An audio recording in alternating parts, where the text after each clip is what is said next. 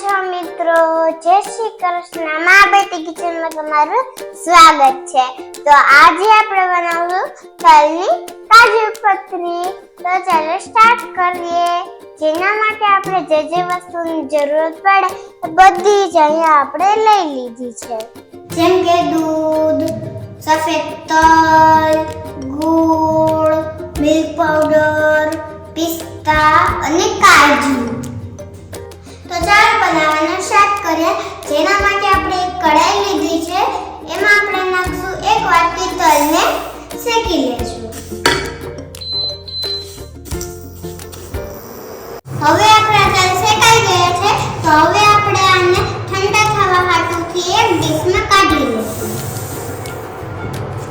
હવે આપણા તલ ઠંડા થઈ ગયા છે. તો હવે આપણે એને મિક્સર જારમાં અધકચરા પીસી લઈશું.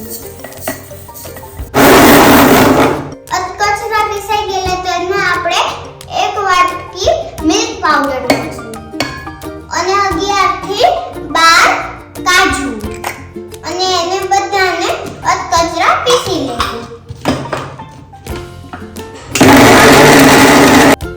તમે જોઈ શકો છો આપણી બધી વસ્તુ અધકચરી પીસાઈ ગઈ છે. તો હવે આપણે આને એક સાઈડમાં રાખી દઈશું. હવે આપણે અહીંયા એક કઢાઈ લીધી છે. જેમાં આપણે 1 ગ્લાસ દૂધ નાખશું અને એને સતત ગરમ કરી દઈશું. હવે આપણું દૂધ સતત ગરમ થઈ ગયું છે. તો હવે આપણે ફ્લેમને બંધ કરી દઈશું અને અડધી વાટકી ગોળને નાખી દઈશું અને આને સારી રીતે મિક્સ કરી દઈશું.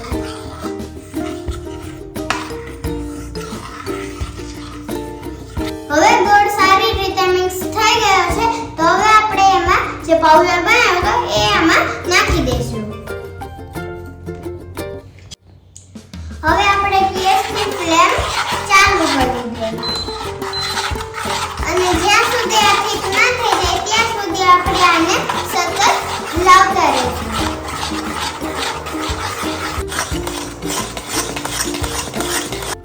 તમે જોઈ શકો છો આપણું બેટર આવી રીતે ઠીક થઈ ગયું છે. તો હવે આપણે ગેસને બંધ કરી દઈશું અને એક ડીશમાં ઘી લગાવી લેશું અને બેટરને આમાં આપણે નાખી દઈશું.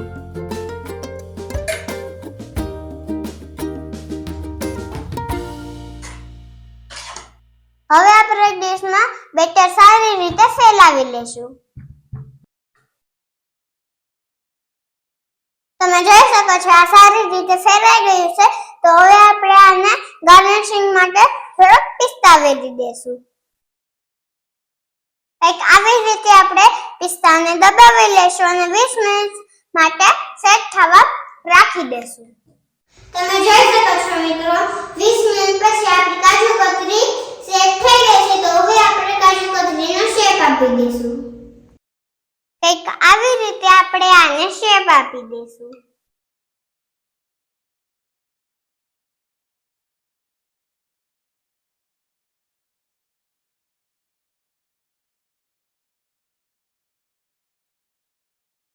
તમે જોઈ શકો છો આપણી તલની કાજુ કતરી બનીને રેડી થઈ ગઈ છે. તો તમે પણ આ તમારી ઘરે જરૂર ટ્રાય કરજો. જો તમને અમારી તલની કાજુ કતરીની રેસિપી સારી લાગી હોય તો લાઈક, શેર અને સબસ્ક્રાઇબ કરવાનું ભૂલતા નહીં. મા બેટી કિચન નંબર 1.